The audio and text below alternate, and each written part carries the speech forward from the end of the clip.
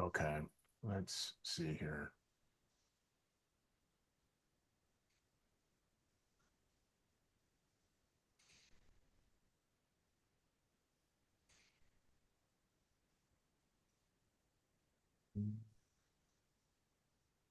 Look, as soon as this guy releases the fish into the sea, it doesn't swim away. Why is it coming up with a different title? But it's buffering though. Buffering, buffering. Okay, I'm gonna stop here. Let's just wait. I'm gonna wait. There we go. Stop it. Stop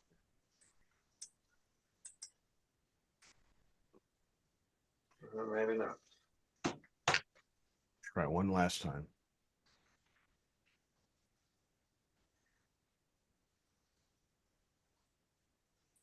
I think we're live. I think we are. Are we good now? I believe we are. Are we up? We're up. I think we're okay. Yeah, we are. We are. Woo. Sorry, guys. I do not know what in the world happened there. Let me mute my site here.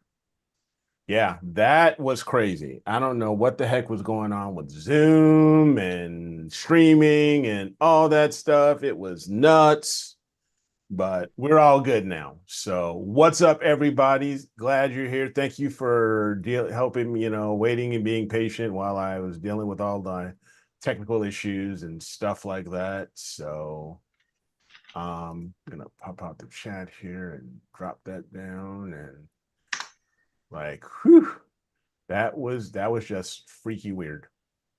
So glad everybody's on and hanging out with us. Yeah, it's just usually Zoom and YouTube play nice, but for some reason, I don't know. It was just weird right now. Them damn gremlins. Yeah, no kidding, right? This freaking gremlins, dude. But nonetheless, we are here. So hope everybody's doing well. Welcome back to another Astroworld TV. And we are, everybody's good. But yeah, I saw some stuff even on YouTube that there was some crazy stuff happening, on some streams. I tried to go to a stream that Wilfredo had just recently did. And it totally stopped working and stuff like that. So I don't know what the heck was going on, but nonetheless, we are here, we are live, and we have been, I can say for me and Scott, and Steve, I think you're getting ready to start too. We are getting data. We are finally getting some data. So, which is awesome. And I'm setting up my rig right now. Well, it's already set up, but I'm trying to get I'm going to do a little bit more on Sharpless 171, and then from there I'm going to move south and go back and try to get the Embryo Nebula. I haven't done that one in a little bit, and I want to try to, and I'm just excited to start getting. I like that. Yeah, and I'm just excited to get some data, so I'm just going and grabbing whatever. Yeah, it's looking decent. Yeah, it's looking real good, and we should, everybody. I hope everybody's doing well. Hope everybody. Hey, Greg. Appreciate you coming in and hitting that like button. Don't forget, everybody, hit that like button. We really appreciate it. It lets Google and YouTube still know that, hey, we are still here. We are still kicking, after, for 6 years now. Yep. So really appreciate the continued support. And Dan, again, is MIA. Yeah, maybe he'll show back up one of these days. Maybe. I actually spoke with him maybe about an hour ago, and he said he might call in. So we'll see. He won't, because he'll call in, see my sweatshirt, and then he'll hang up on you. Say, I'm getting out of here. But yeah, it's but I did speak with him. They are in their new house. Everything is pretty much moved in now. He's working on getting his network set up and getting things settled and stuff like that. So we will see how all that goes. And for me personally, tomorrow I go in for my pre-surgery stuff because I'll have surgery, my next back surgery, next Friday. So I don't plan on being online next Friday after that surgery. But hey, I'm getting stuff. I'm getting data now, so that's all that matters. That's a good I'm thing. enjoying. It's a good thing. It is. Today has been a good day. You know what? The past few days here, for Georgia, have actually been pretty good. Yep. So hopefully that's been that way for the South. For most of the Southeast and most for everybody out there, you guys have been getting a chance to get some, for some photons. No, it's not a complicated surgery. Actually, it's an outpatient surgery. I had it last year.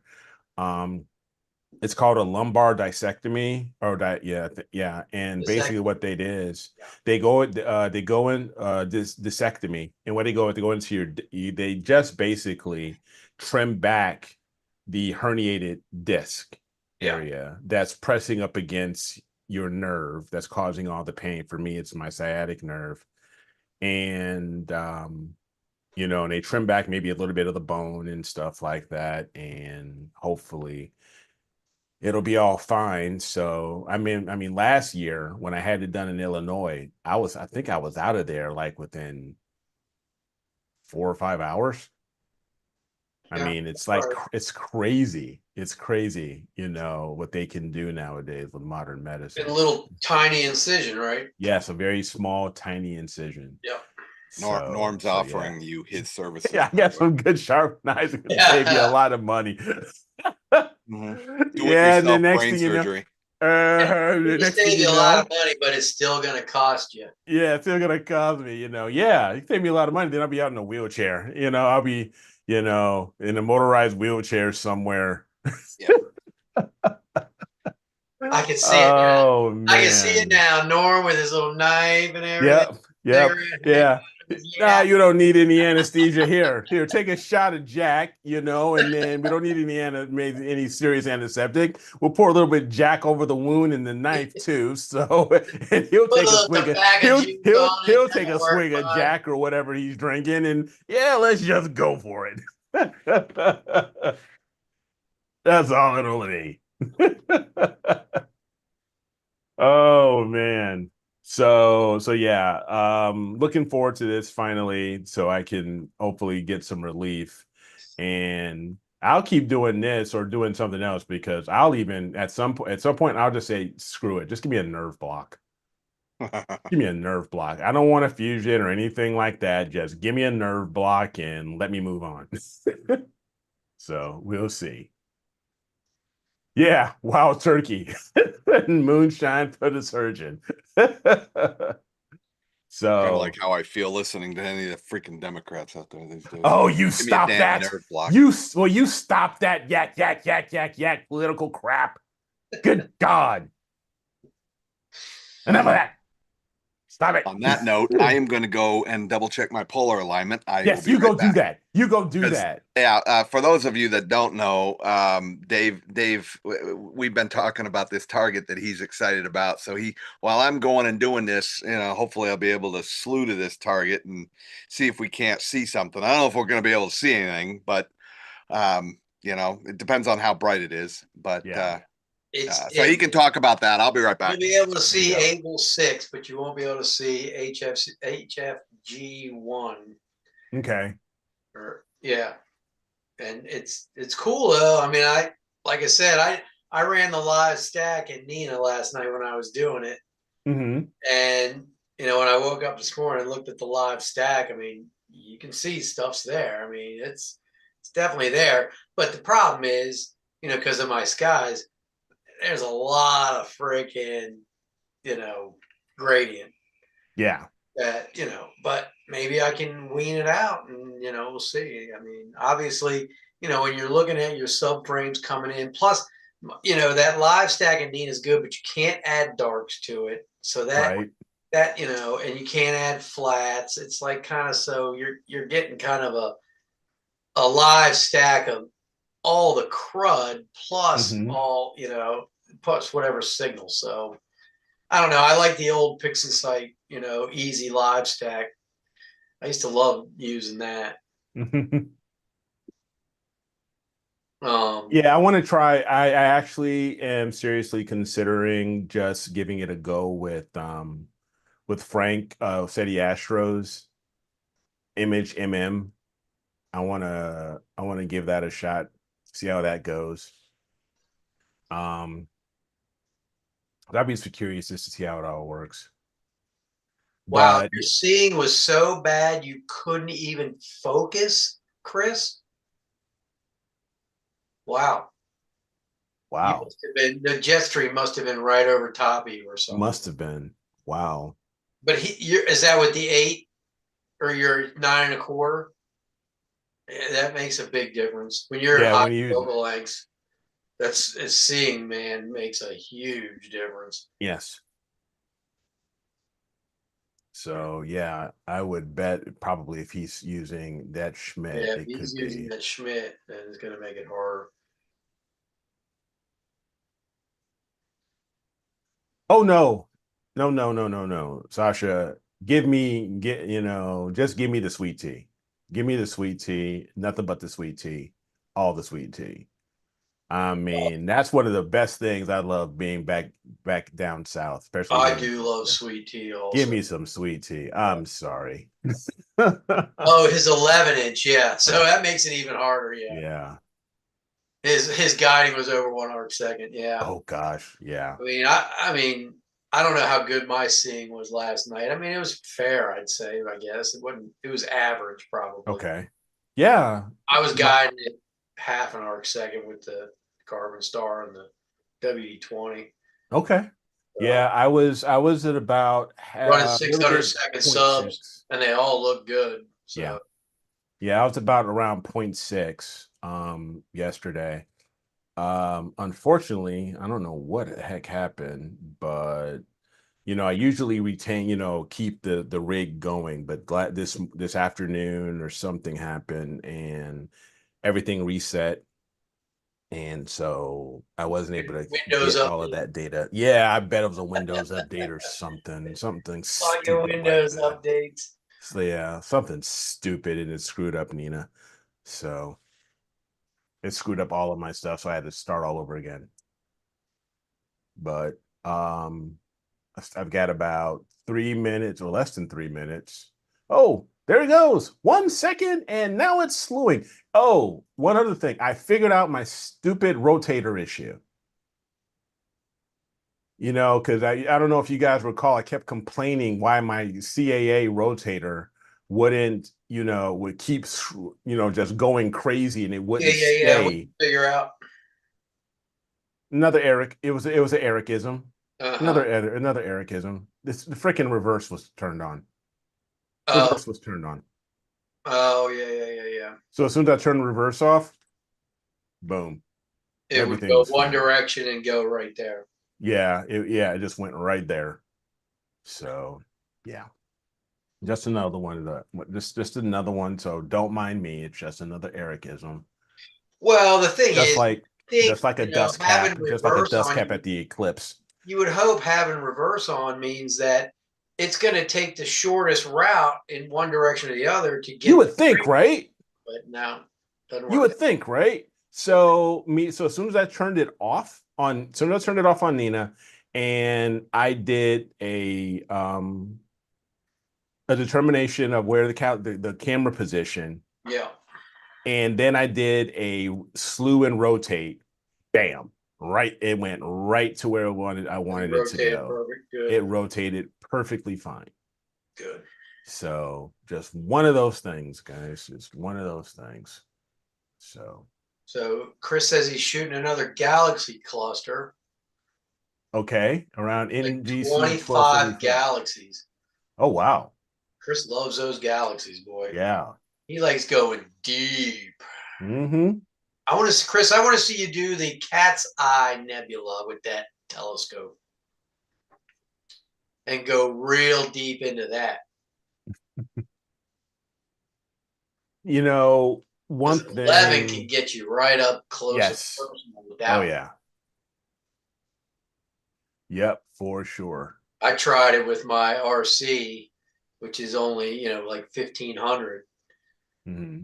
and it was okay, but nowhere near as close as I've seen where bigger Schmitz can get right in and get great detail in the eye in the middle, and it's like really cool looking.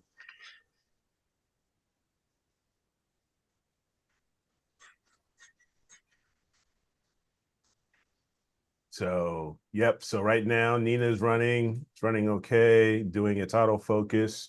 I decided to go ahead and try filter offsets again to see how it goes. You don't trust them? I did a whole filter offset calculator sequence again yesterday. I've done them, and it's just I don't ever trust them. No, because I find that when I was using them, they'd be good one night and not good the next night. Okay. It was always some variable there that, was making it to where it just didn't seem to be as good as running an autofocus run. Gotcha. But I mean, I've got my autofocus down pretty well with the focusers I use. Yeah, because you use the moonlight. Well, right? the moonlight on my refractors, and it yeah. And what do it you only use takes on it only takes maybe a minute and a half at most to do an autofocus run. And then the Carbon Star, I have that Astro Oasis one, and same thing. It doesn't take very long to run but the thing is with the Carbon Star, it doesn't go out of focus. Okay. I mean, I've had runs where it'll run 50 frames and never have to refocus. My HFR readings are all right within that window of fine. Gotcha. It never increases enough to say, oh, we need to refocus. Okay. And if it does, maybe once. Gotcha. So I'll be curious to know if anybody else uses, do you use offsets? Do you prefer using, are you good using, filter offsets, or do you refocus every time? Maybe I should do a poll, But and enough. What do you guys keep talking about sugar for? You guys talking sugar. 1 minute y'all talking about sweet tea, then now you're talking about Kool-Aid. Now you're talking straight up about sugar. What the heck is up with y'all? It's sugar. Sassy Pants keeps bringing it up. Sugar or the other sugar? Isn't that what they call everybody in the South? Oh, don't mind him, sugar. Don't mind him, sugar. Oh, bless your heart, sugar.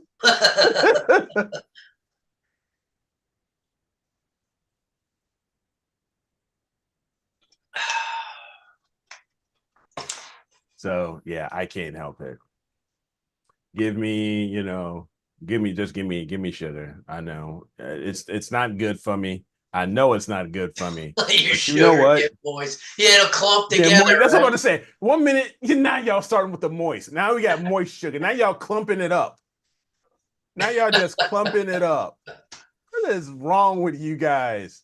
Y'all just wrong. Just wrong. Y'all, you know what? That's like my mama says. God rest her. Y'all just nasty. Y'all just nasty kids. Yeah, Steve. For me, it's only on filter change, and with HFR increase of, I think I have mine set at like 5%. Yeah. Now I do have refocus on HFR. I do. That's increase. On HFR increase. Yeah. That I will always leave on there. Right. But yesterday I just decided let's give it a go, and with the FLT91 and with the Antlia 4.5, 4.5 edge filters and the LRGB, and everything seemed to be working well. Everything was less than was that like either 0.9 HFR, an HFR up around 0.9, not 0.9, but 1.9 or 1 or less, or maybe somewhere around 2. Right. So, but I think the big thing is temperature change. yeah. So if you have a big temperature swing from the time you start to the time you finish, Mm-hmm. Which you're going from the warmest point to the coldest point, Mm-hmm. then those offsets might not work because the temperature swing of your aperture of your telescope Mm-hmm. is going to affect your focus. And that's why I think, because when I didn't have good luck with it, it was always with my refractors. Okay. So now that I don't get those because I have the carbon star, and I think because of the carbon fiber body, there's not a lot of flexure in that at all. Right. Maybe I can try them and they'll work better, with Who that. knows? But Yeah. I don't think I'll ever use them ever again with my refractors. Gotcha. Because where I live and where you live now, Eric, that temperature swing from 8:30, 9 o'clock at night to 6 or 5 in the morning is huge. It could be 30 degrees, No, you make a good point. Steve is saying it was okay with his TAC 102, but with his William Optics 132, it's very temperature sensitive. So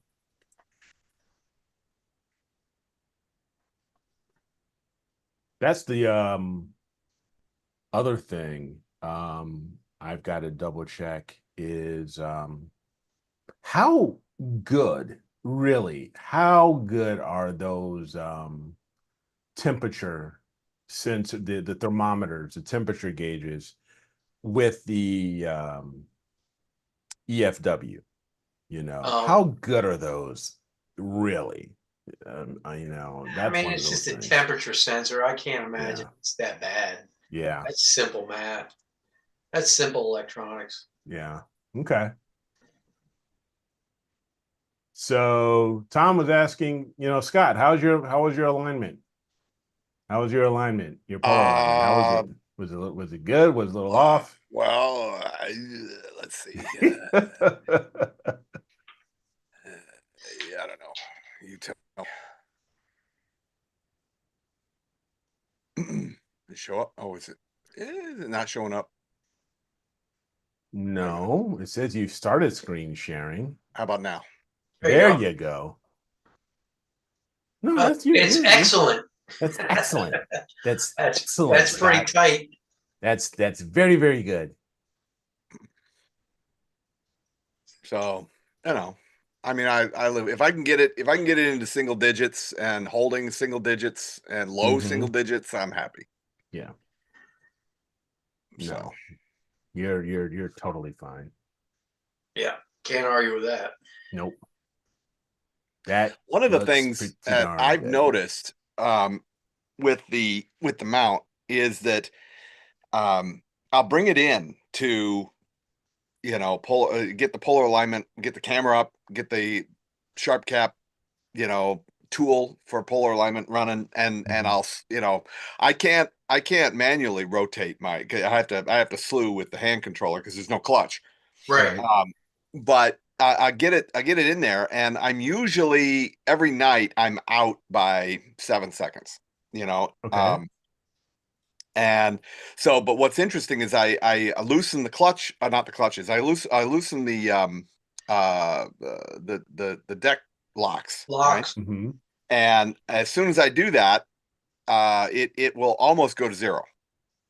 And then I know from experience that if I tighten those locks down again, it's gonna throw it out. So I can't with it loose. I can't move it to a point where it's at zero. I need to move it, past that point and then lock it down, and it'll get close, and then I have to loosen it up again, and I do that 3 or 4 times, and it settles, and I get it to that, and it usually takes maybe 5 minutes to get there, but gotcha. So at any rate, I wish Sharp Caps PA would move the scope for you. That's the nice thing about the Nina 3-point alignment. is it slews it for you. Yeah. You don't have to. So, but maybe Sharp Cap will fix that one day. Maybe, but they still won't. But until Especially, we can, especially now with harmonic mounts being out, where you can't unlock it and just slide it over. That's right. But maybe at some point, like we always talk about, maybe they'll automate, polar alignment, to adjust your altitude and your altinaz. Yeah. That's the next best thing with the next best mount that's coming out. Yeah. I gotta get my stepson working on that issue. Maybe. Let's see. Tom was asking, how tight do you lock it down? As tight as I can get it. Yeah. Oh, Okay. yeah. Tight Literally as tight as I can get it. And I'm strong. I'm very strong. Big hands and I get it as tight. I literally cannot move it anymore. Yeah. So yeah, as tight as I can get it. Gotcha. So let me just I'm just getting Nina set up here because I want to see about plugging in. And this will be a first for me. I've never actually plugged in longitude, latitude, coordinates. I always, just use the framing wizard, but well, if you go into the framing wizard, you'll see where the thing is. Just put your coordinates in there and then hit load image. All right. Well, let me get things, I've got to cool the camera down and, other stuff. So I'm working on that. Oh, wait a minute. I don't want 2 minutes, damn it. I want 10 minutes. There we go. Okay. Okay. My guiding looks good. 0.6. Not too bad for the Sim 60. That's not too bad. Yeah. I'll take that.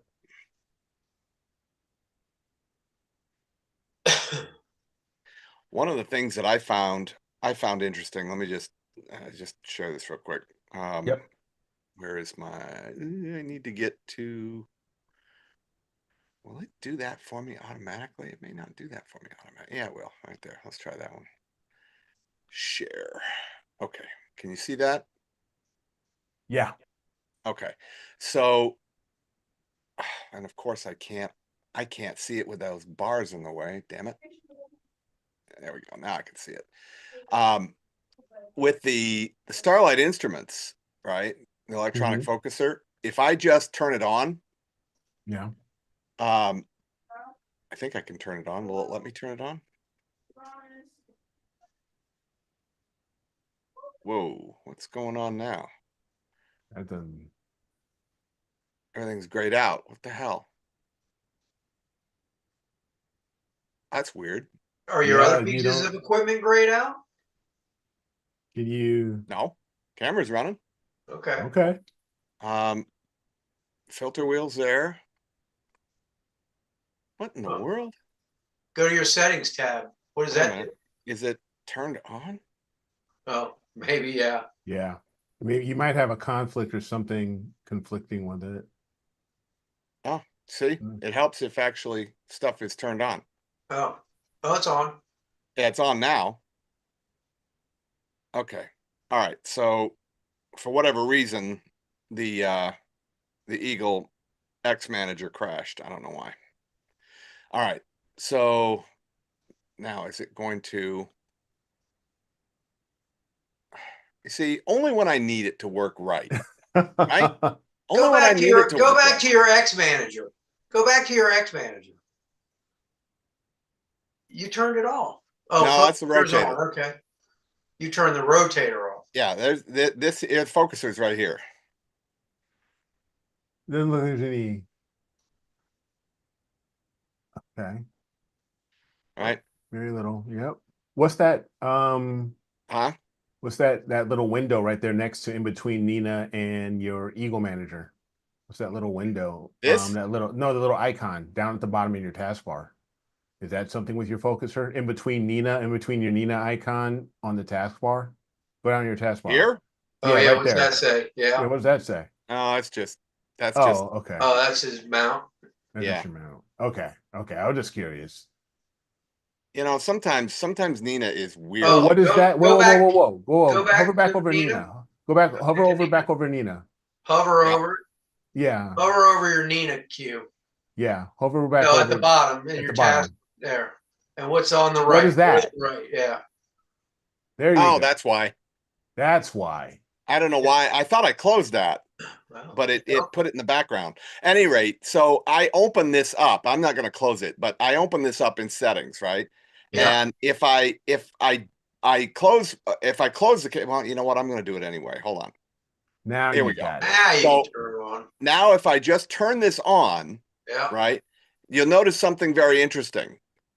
Look at the increments, right? Max step, they're both at 10,000, right? 10,000 The or position 100,000. is Yeah. 0. And What's I don't know that? why it does that. What's up with that? It's goofy, right? Yeah. So what I have to do to combat that, that's why I can't use the auto power on feature, right? Unless somebody's got a fix for this, which there's probably a fix. I probably just, stupid, haven't figured it out. So if I disconnect the focuser, come back over here and I go to sync. So now I sync it, right? To a Mm-hmm. halfway point, 50,000 versus, Mm-hmm. and then okay, and then connect. Yahtzee.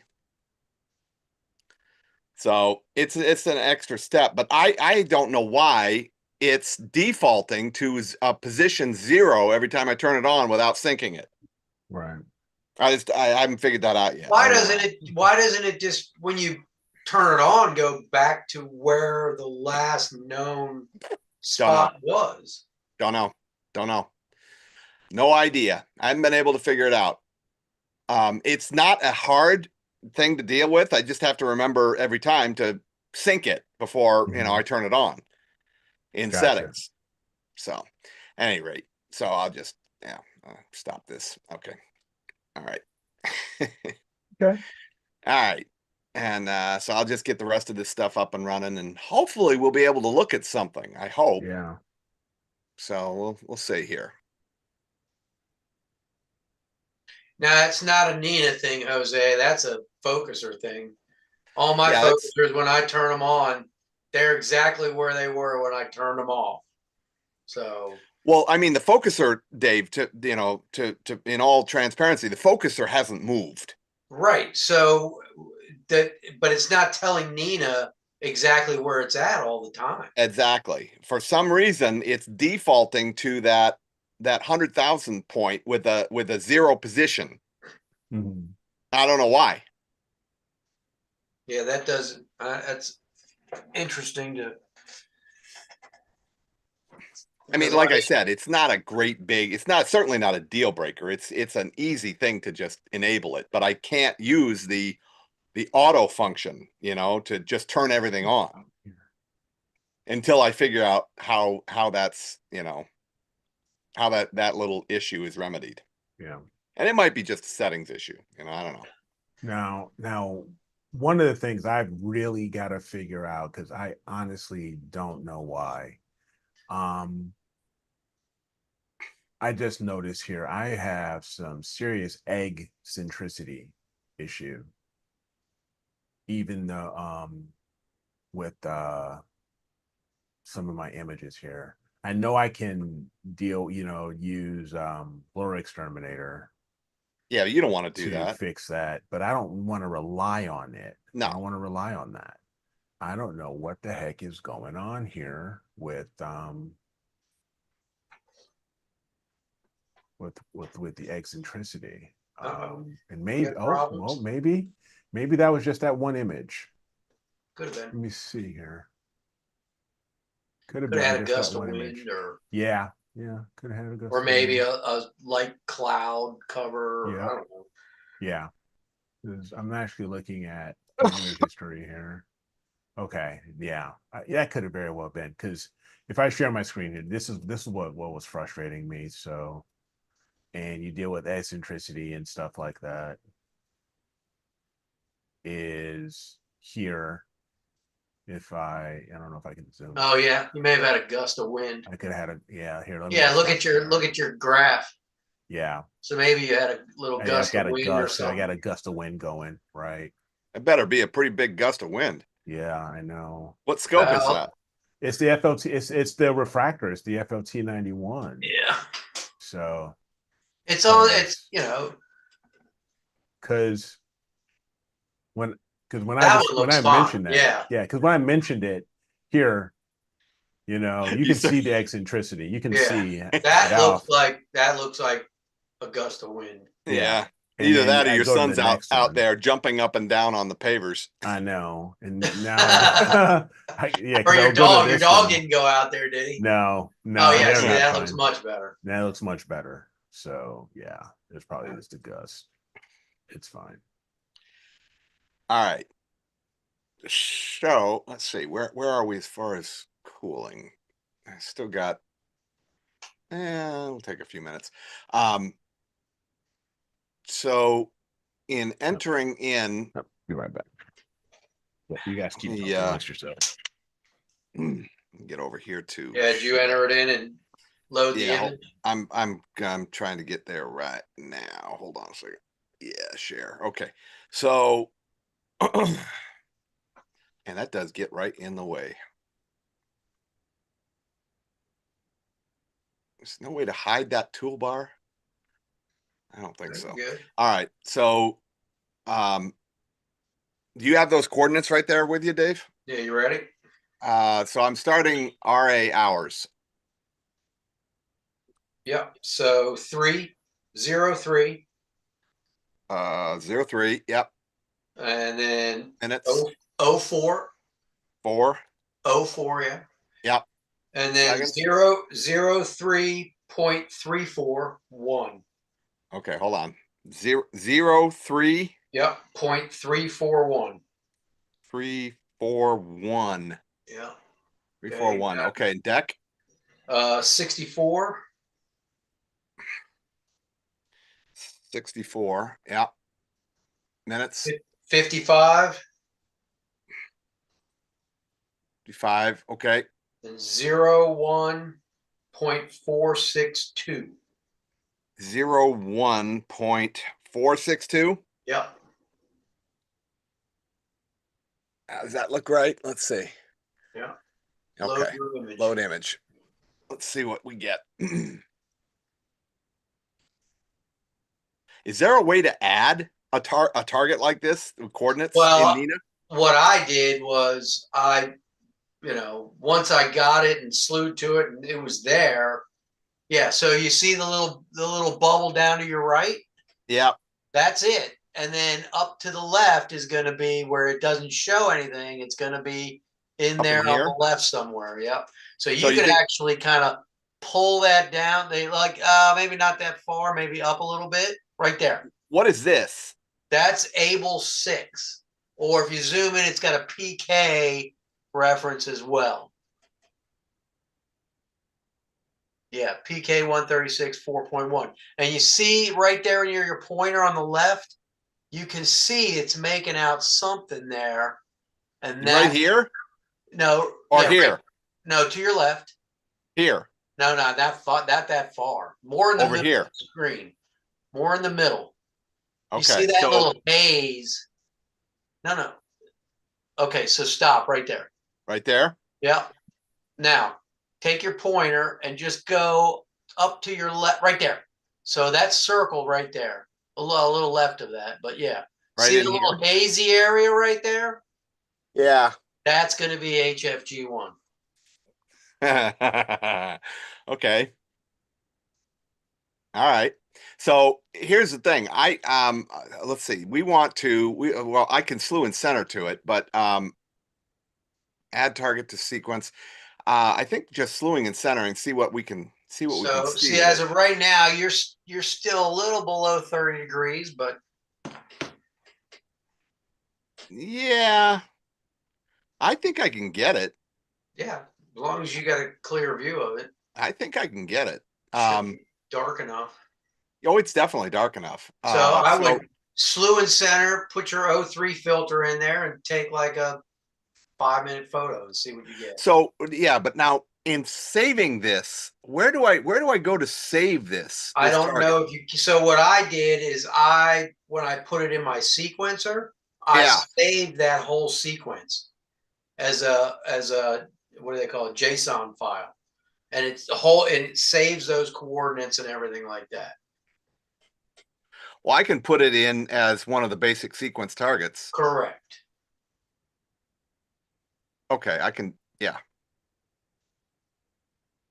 Yeah, I can do Now that. you could just from that there go down to the bottom and hit save as a new JSON file, and it'll save those coordinates for that.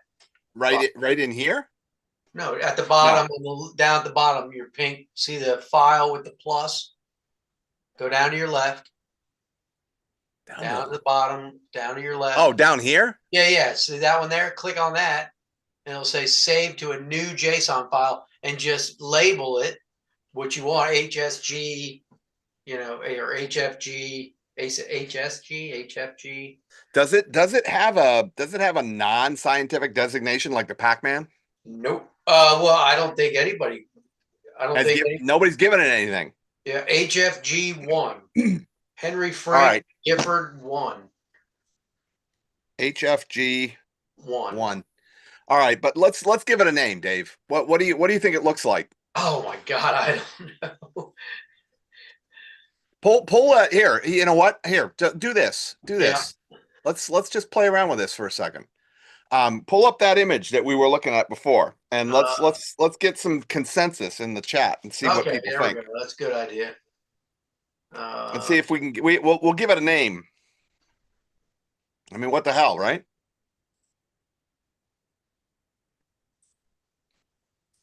All right. Yeah. What do you guys think?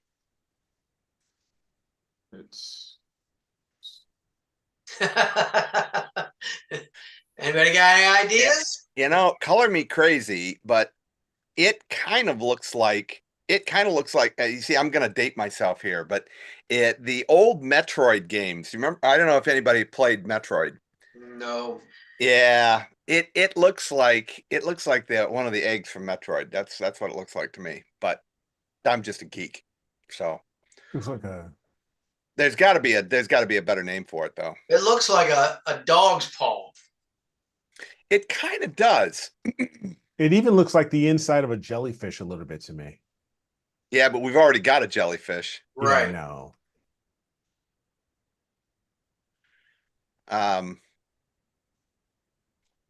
Yeah, you see, I'm looking at this and I don't even have my chat open. Why the hell did the chat crash? I got my chat open. Somebody says Superman's fist. It's kind of cool with the shockwave around it. Sure. Yeah. I could see something like Lollipop Twins. That's a good one. I like that one.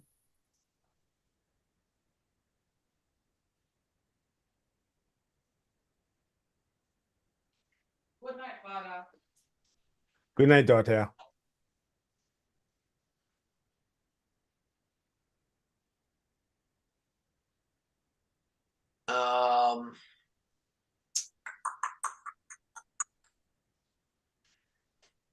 Oh. Where in the hell? And that is with a 100. So that's not a very large focal length. And this is supposed to be a planetary nebula? Yeah, they both are. Okay. Well, they must be pretty darn close to us.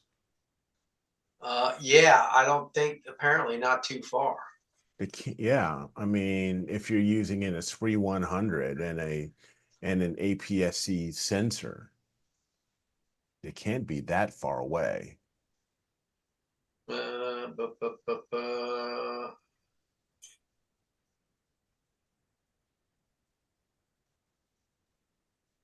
So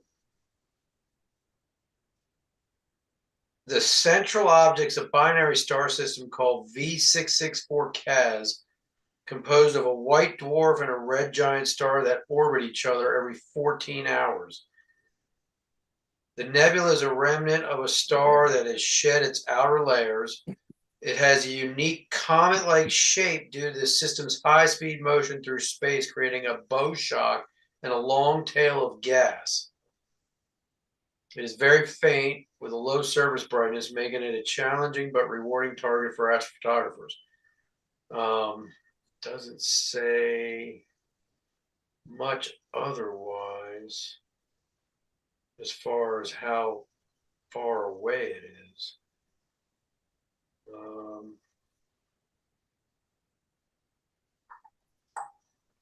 Yeah, somebody's got to have to do a triangulation on it, celestial triangulation, try to figure out the distance.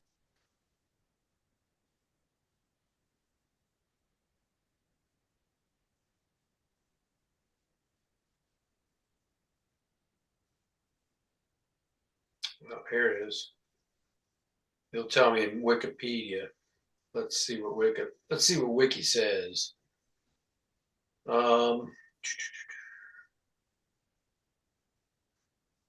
It was only discovered in 1982,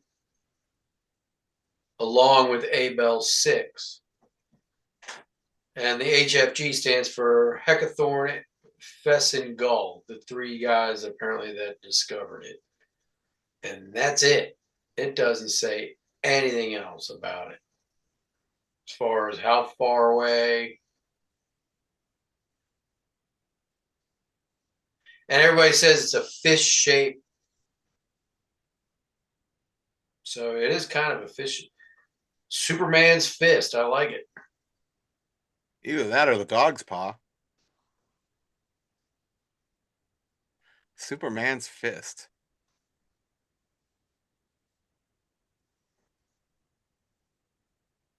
Okay. Well, I guess that's what we're going to call it.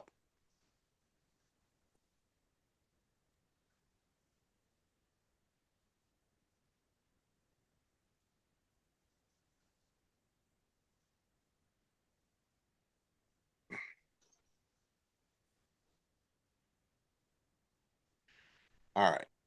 So let's see. Let me just get to my sequence here. So approximately 1,500, 2,000 light years. How far? 1,500, 2,000. This figure is an estimate, and some sources cite a range of up to 3,100 light years away. Oh, so that's really close. Yeah. You know, that's relatively close. So that's why you can get that with that short of a focal length with with a refractor like that, because usually when you think of a planetary, you think, you know, they're really small, of course, but you don't think of them being as close as that one is. At least I don't. So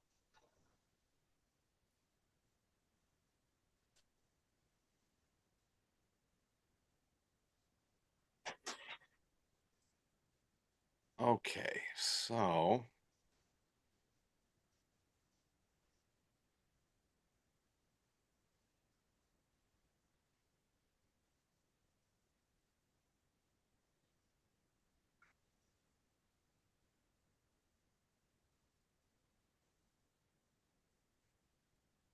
oh,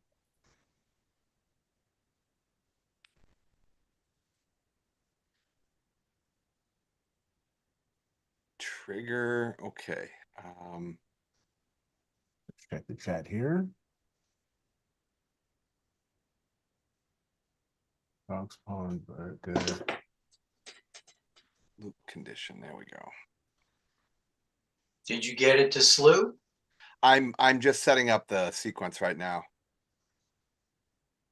That's another planet. That looks like even a crazier soap bubble. That looks like a The little one, the Abell little 6. one. Yeah, that looks like. And they say that's about 2,000. So they're obviously really close to each other. Yes. Yes, absolutely. But it was cool. Somebody posted it in Discord that they were Mhm. working on it. Massive. Who's Massive in Discord? But he's been getting it, and his so far his data looks pretty cool. So I was like, oh, I got to try that. He's the one that put up the coordinates on it. Gotcha. Let's see.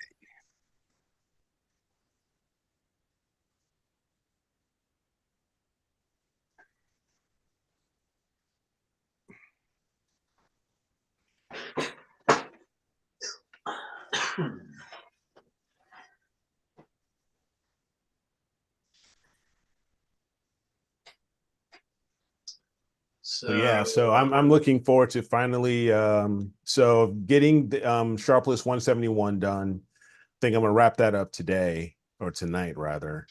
And then at midnight slew on over to the embryo and get the embryo. So I'll be because Sharpless is facing Sharpless 171 is facing north and embryo is facing south. now the embryo you're doing in LRGB. correct, yeah. Yep. Yeah, Sharpless, I've done, I've done a few hours of each filter in RGB, just to get some, the stars and just get some, general RGB data, and the rest has been primarily, SHO. Yep. So, but yeah, now that we're getting closer and closer to new moon and everything, now's the time to definitely go after LRGB. Yeah, let's hope new moon brings clear skies, because Yes, usually that's doesn't the work big out one. that way for me, but Yeah, same here. I'm keeping a positive attitude. Yeah. So, and everything I'm using is with the 585. So, so we'll just keep our fingers crossed and see how it all turns out. It's definitely way off to the that target is north by northeast. Northeast. Yeah. Yeah. Yeah. Yeah, and I don't know if it's going to clear the tree line or not. We're running an autofocus right now. It's awfully close to the tree line. It might be above it, but we'll find out here in just a second. So the sequence is running. It's running. So, but it did slew in center, so you got at least a star field there. Yeah. Like I said, it's close to that tree line, but it might be just above it. So. Okay. And it is running the autofocus, so we're good. Yeah, it definitely slewed and centered. Huh. Let's see what the well, it's only a 10-second exposure. We're not going to get dick with that. Okay. I'll just let it run and see. Sure. So don't forget, everybody, we also image of the week. We have 2 images that are on the website. Let me go ahead and cue that up here so I can share that.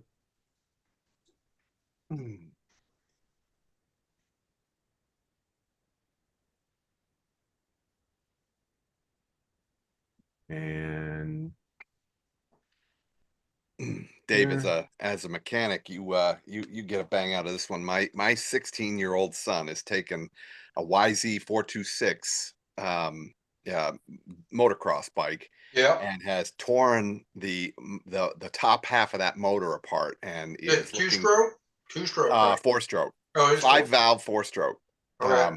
And he's got the valve assembly disassembled, and he's getting ready to hand lap the valves in place. 16 years old.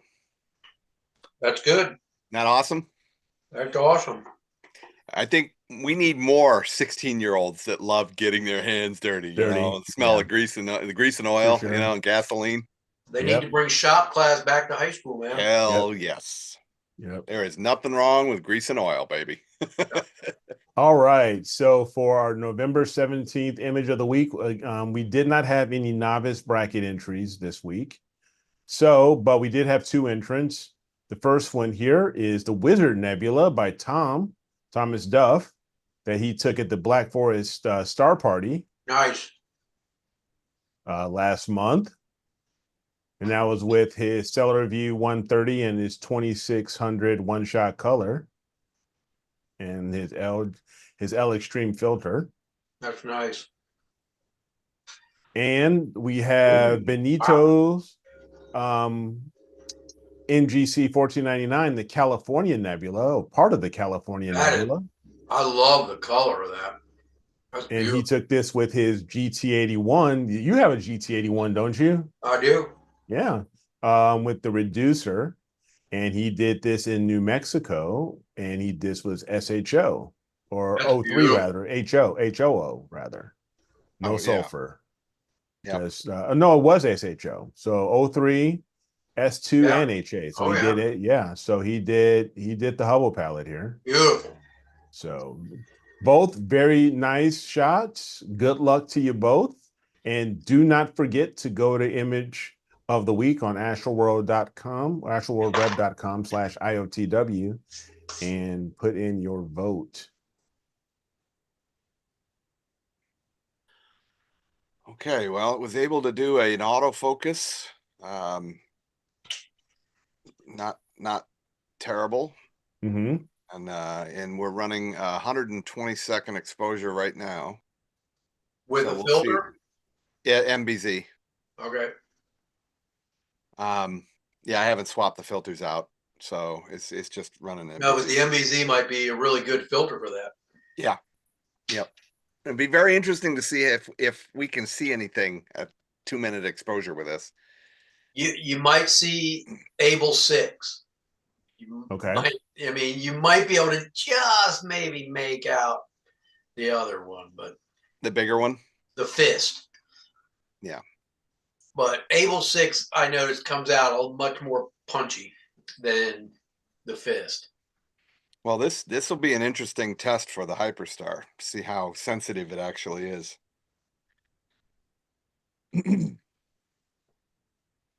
Because I mean, I run regularly 60-second exposures on a lot of targets, and the detail that I get at 60-second exposures is just insane. Yeah, I'm sure. So, but I mean, I'm shooting f3.9, and which is very close. I'm still doing 10-minute. Yeah. Yep. So, I mean, I want those pixels full, maxed out, as much as I can possibly get. Right.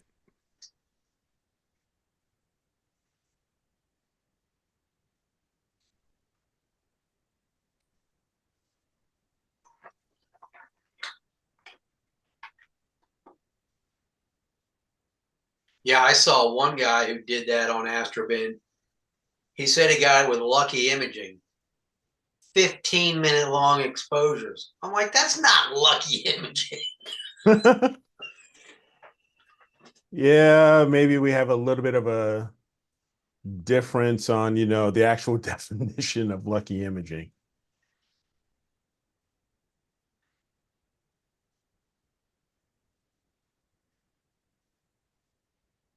So who knows?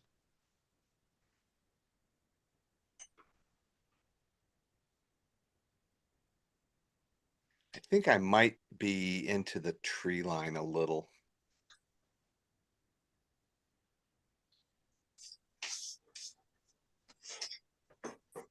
Yeah, I mean, I luck out because Yeah. it is in the perfect part of the sky for me to image all night long. Yeah. Well, I mean, right now where are we? It's sitting pretty low still. If let's see, I do this.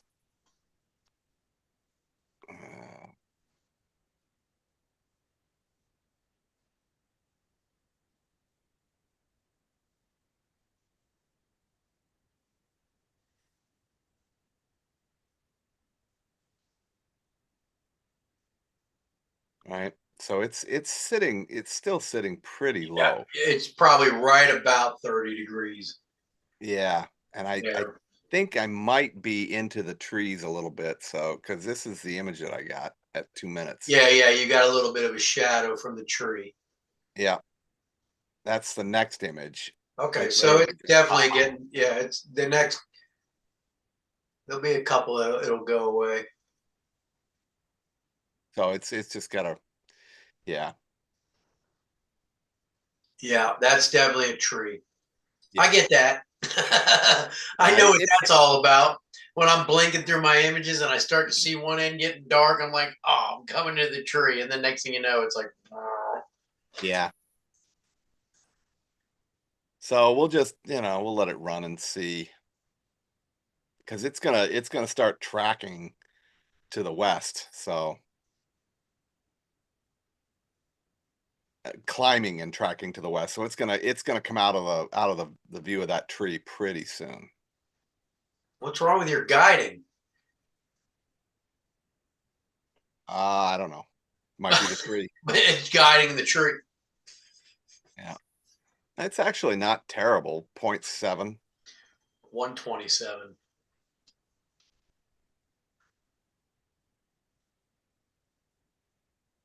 Yeah, let's see. Yeah. I don't know. It might be picking up the tree. Well, yeah, look at the star you're on. Yeah, It's on that side of the yeah. image. Yeah, let me just see if I can get a different star. There you There we go. go. Try that one.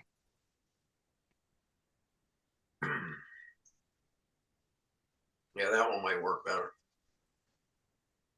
I also didn't run a calibration on but that shouldn't be that big of a deal.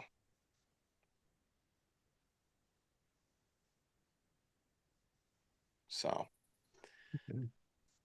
but yeah, so it's gonna take a bit. We'll keep an eye on it.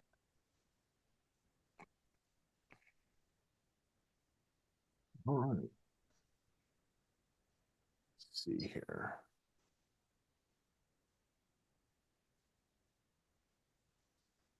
Yeah, I was doing the Pac-Man last night. I got about 3.5 hours on it last night, and it wasn't bad. So Yeah, I redid my Pac-Man. You remember the one I was doing the thing the other night with? So last Saturday morning, I redid the whole thing. Took a little more time on it. It came out pretty good.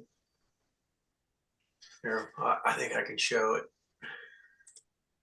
Actually, let me pull this up. Yeah, there you go. Pac-Man's NGC 281. Uh,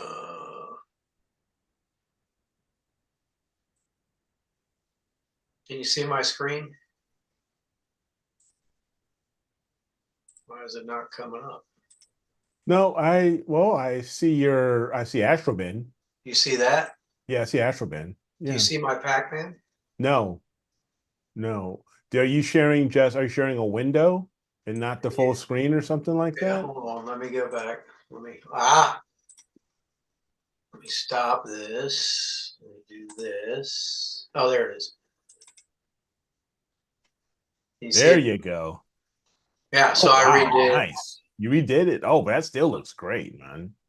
and I found a way. What I really like that I did is I found a way to mask these larger stars Mm-hmm. and then reduce the other stars even more, Okay, to get those to have the larger stars become more pronounced. more pronounced. Yeah. Yeah, I guess that's the same image. Yeah.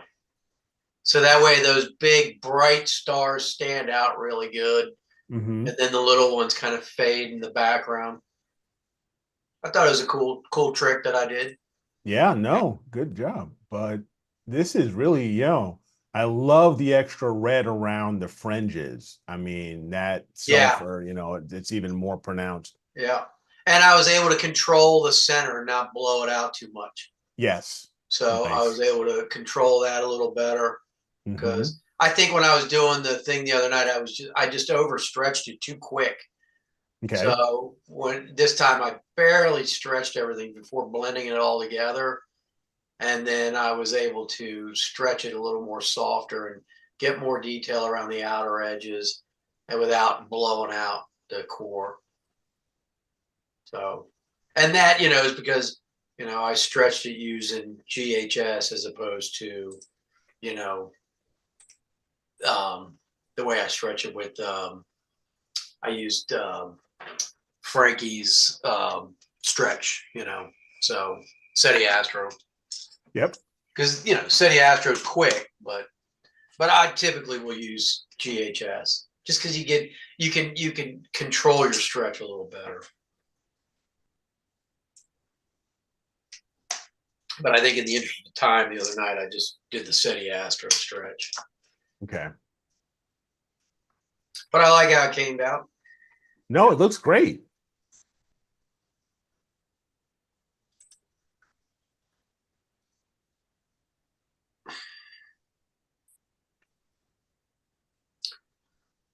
Uh, 25 hours in on it, he says, between 3 scopes. See, Tom, he's running 3 different rigs, scooping up all that time. I did that with 2 rigs. I feel, like that was pretty good. He's doing it with 3.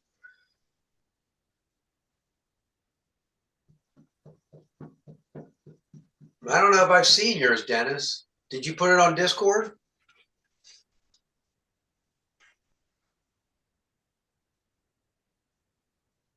I've seen a couple.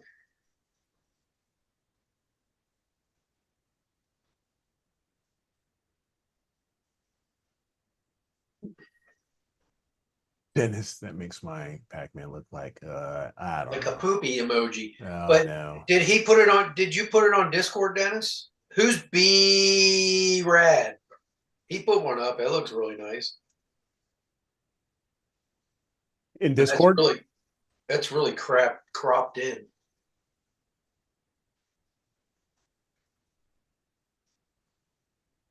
No. So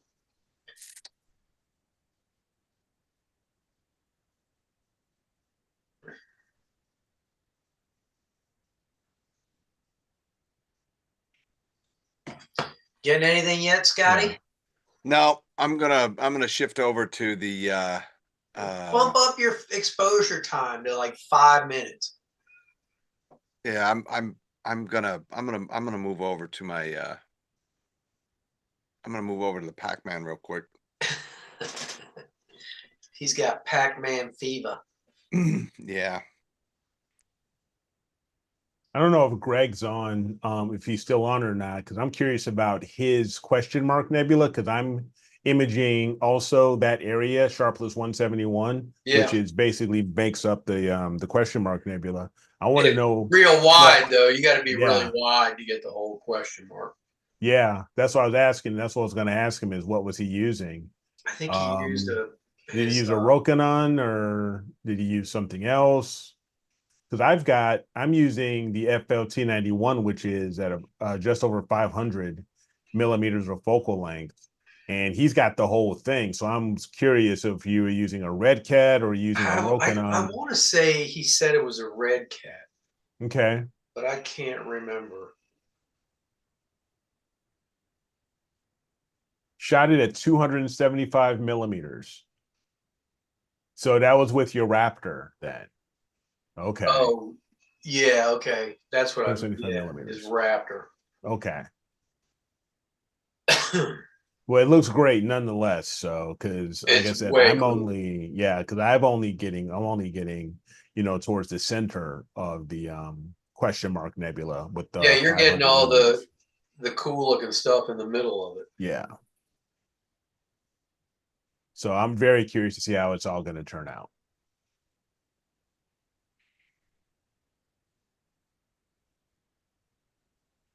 So yeah, because I don't know, it's just I have a 135, but even with a prime lens, and as good as the Rokinon 135 is, it can still tend to be a little soft on its focus unless maybe I image it maybe f4, perhaps. Maybe if I image it f4, it may not be as bad. I'll have to take a look, see, and give it a try. You'll have to experiment. I'll have to experiment. But I mean, if you're going to use that, if I get something that small, I'm going to get a little like smaller tracker, Yeah, to make it exactly. just something small that, because putting that on EQ6 is a little bit overkill. It is. And your guide it's gonna, and I know being so light, the guiding's gonna be seriously affected. Yeah, I mean, I can put it on the harmonic, but even Mhm. still, it's going to be kind of weird. But Now, put it on a tracking mount. I think that's what I don't know what Greg. What do you put that on? Does he have he has a small little AM3 maybe? Is that what he uses for that? I think he has an AM3.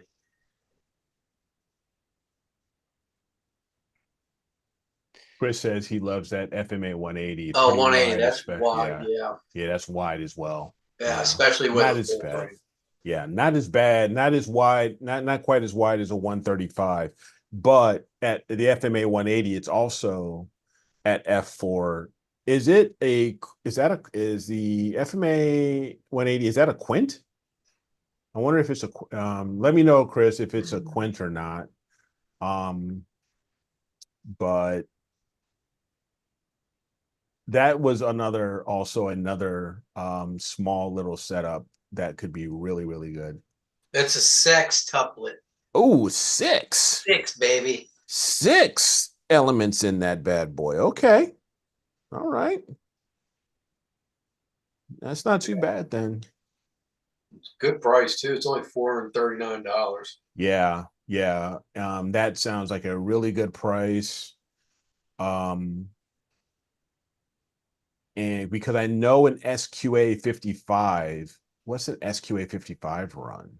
The ASCAR SQA 55. I wonder what that runs. They are about $800. Yeah. Yeah. And that's a quint. Yeah. Okay. That's the point.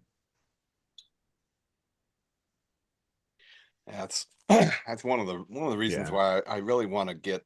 Hey, Michael, not necessarily monetized, no, but people want, but we do have a Patreon, and this channel's monetized. yeah, okay, yeah, it is. If you would get a cup of coffee, something like that, so sure. But yeah, that FMA 180, that would I'd have to take a look at it again, because I would probably have to, if I looked at the 180. Yeah, we are monetized because we're over 1,000. We are. Well, it's not just the subscription. It's also the watch hours. The watch hours, yeah. Yeah.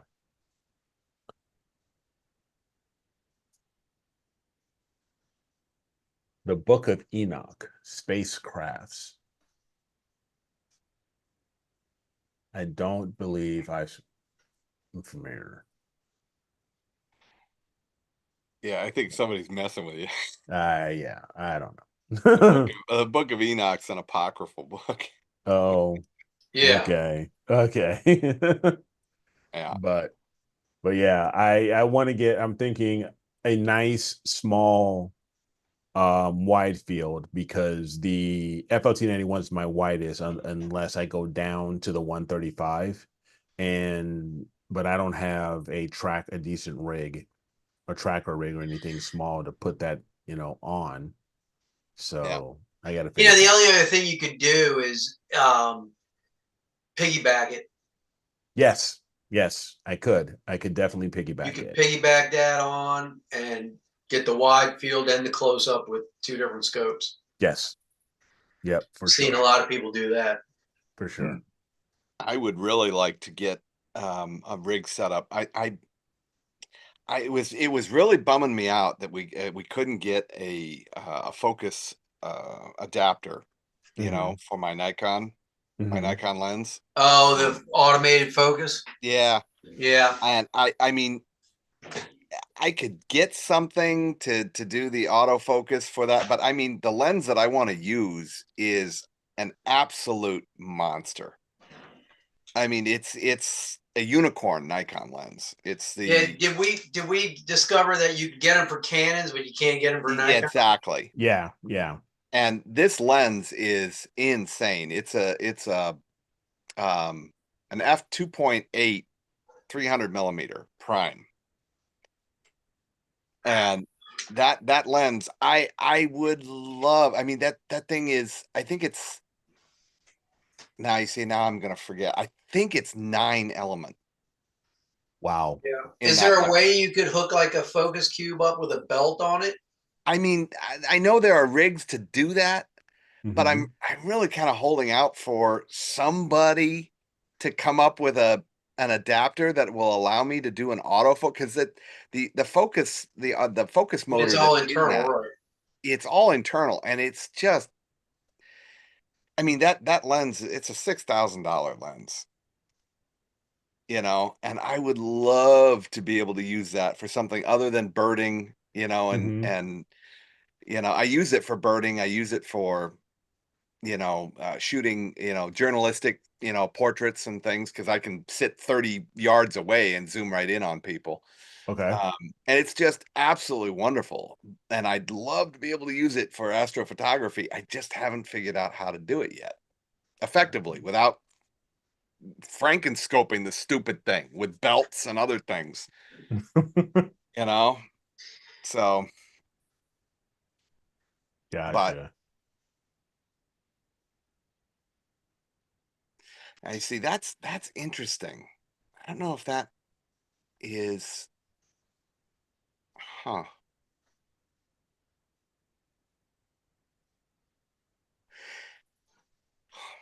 You know, I'm gonna have to change the expo.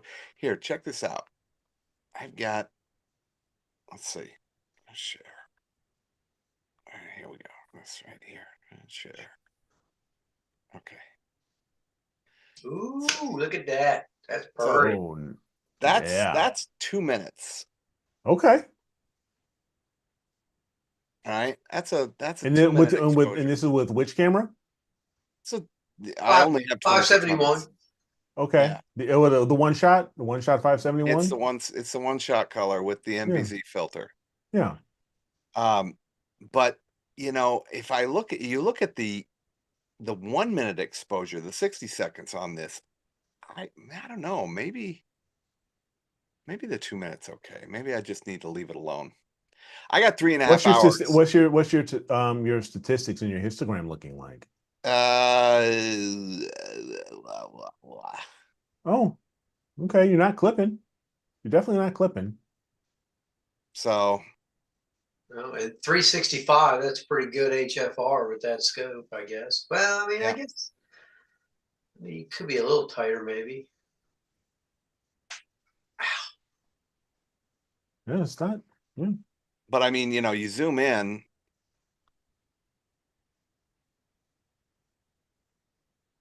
stars are nice and round. No, yeah, your stars are fine. You know, guiding's fine. The stars are fine. Yeah, so that's not a there's no issue there. So Color. maybe I, you know, I mean, I shouldn't have any problem combining 1 minute exposures and 2 minute exposures. No, not at all. So maybe I'll just let this run on the Pac-Man all night. Okay, You know, what the hell? why not? You know, Give it a shot. gather What the 7 hours worth of data on it. Right. What the Just hell? let it run. Yeah. Let it roll, baby. Let it That's rip. it. Just let it Just run. ride it on out, man. Just let it go. Yeah. How many hours did you get on on the Pac-Man, Dave? Uh, about 14. Okay. So 7 hours with each scope. Okay. Now, did you just do narrowband on that, or did you Just do narrowband. Yeah, just just narrowband? narrowband. What did you do for star color? SETI Astro narrowband RGB stars. Oh, okay. So no luminance data at all for star color. No. Okay. Well, I wouldn't use luminance data for star color anyway. I'd do broadband or just RGB. That's what I meant. I meant broadband, Yeah. RGB. Yeah. Yeah. So, but I mean, you don't need a lot for star color either, do you? I mean, a couple of No. hours would probably be enough. When I do RGB for stars, I just do like 15 minutes of each at like 30 seconds a pop, Mm-hmm. just so I can get nice tight stars and So if I get an hour or two, that's more than enough. yeah, I mean that's way more than enough for just An hour. stars. Yeah, Yeah, I mean, an hour. An hour is all you really need. Yeah. Okay. That's easy. I can do that. Yeah. But I like that Pac-Man Nebula. It's very interesting. It's a cool target. Yeah, it is. And I've never shot it before, so the other one that I'm looking forward to doing as soon as it gets later into the season is Thor's helmet. Yes. Yeah, You know, that's a good I really one to want do to do for the that fall. target. Yeah, that's a good one for the fall. Yeah, as it's a well. beautiful target, but it's Yeah, still fall, where I'm yeah. at. It's still too low. Okay. I can't get it. I tried to frame it up, and I'm like, I can't get the damn target to break 25 Gotcha. degrees all night. Yeah. So, Yeah, you need it's a little like, bit yeah, more now I time. gotta wait. Yeah. But I did get a significant amount of. Now, have you shot the Pleiades, Dave or Eric? Yeah. No, yeah. I have. Yeah. I did the I've did it quite a Pleiades. few times. I did the Pleiades. I guess I did it last. Yeah, I did it last year with the Carbon Star. Just And, broadband. Yeah. yeah, and it came out really nice. Yeah. Yep, just broadband. Now, what about the dust and all the blue that's in that? Any filter suggestions, or just broadband, straight broadband? That's broad because it's all Just reflection broadband. nebula. It's all it's basically Reflection. it's just a big it's a reflection nebula, but it's also just a big open star cluster. Yeah. So yeah, so Wonder just if I LRGB. have it in here. How many hours did you do on it? I probably did. Because it's relatively bright. Yes, yeah, it's very bright. It's very bright. I mean, you've got a bunch of stars, and not just the seven, not just the seven larger stars. You've got quite a few stars. Oh there. yeah. So, Yeah. so yeah, I mean, it is very bright. I mean, you can see it from the naked eye. From the naked eye, sure you can. So yeah, it is bright. Oh, Oh, and here it is. Yeah, here it is. a shout out, my son using a pair of binoculars, 10x50s last night, he was able to handheld on the tripod, and he found Andromeda all by himself. Here you go, Scott. Nice, very Yeah. There good. it is, right there, Scott. There you go. There it There is. it is. Yeah, I There it love is. the dust in that. The dust Yes. is crazy. Yeah. Yes, I love it. And I think you can make out the hidden galaxy. I got to remember where it's. Oh, right here. Right there. Yep, you're right Yeah, there. I see it. Yeah, I see it. Right there. Yep. Yep. Nice. Yeah. So, and I can't remember how many hours, but it was probably like 2 nights worth. Yeah. So probably 15 hours or so with the Carbon 14, Star. 15 hours. Okay. Yeah. I mean, Yeah, look at those stars look so awesome with Yeah, they're beautiful. Yeah. And those diffraction spikes are really cool. I don't know how I can. I mean, I guess I could probably simulate the diffraction spikes.